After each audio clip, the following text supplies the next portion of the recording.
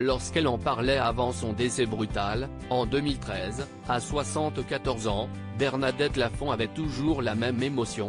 Décédée en 1988, sa fille Pauline était véritablement le grand drame de sa vie.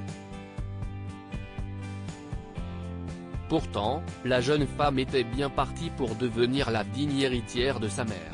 Sublime avec ses cheveux blonds et ses yeux bleus, la cadette de la famille avait déjà commencé une belle carrière avec une quinzaine de films à son actif.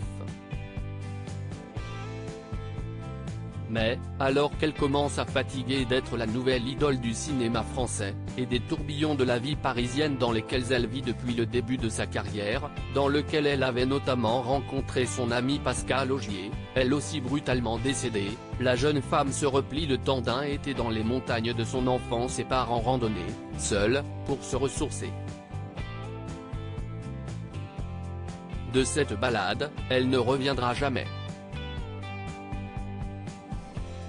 Si l'on sait aujourd'hui que Pauline Lafont est décédée ce jour-là, chutant dans un ravin en raison d'un glissement de terrain, sa famille ne la retrouve pas tout de suite et les plus folles théories s'enflammant dans les médias et chez tous les Français, passionnés par cette disparition inexpliquée.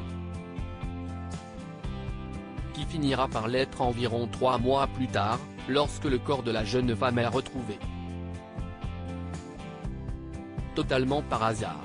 En effet, si est un berger qui finit par tomber sur les restes de la jeune femme, alors qu'il vient couper du bois dans une zone assez hostile et surtout, à quelques centaines de mètres seulement du périmètre de recherche établi au moment de sa mort.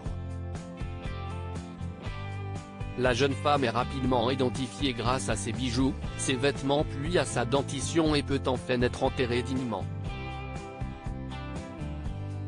Mais aurait-on un jour retrouvé son corps si cet agriculteur de la région n'avait pas décidé ce jour-là de couper du bois? Personne ne le saura jamais. Décédée depuis 2013, Bernadette Lafont a rejoint sa fille dans sa dernière demeure, dans la propriété cévenole de la famille où sont également enterrés les ancêtres du clan. En laissant derrière elle ses 2 autres enfants, Elisabeth et David, déchirés par la douleur mais plus soudés que jamais.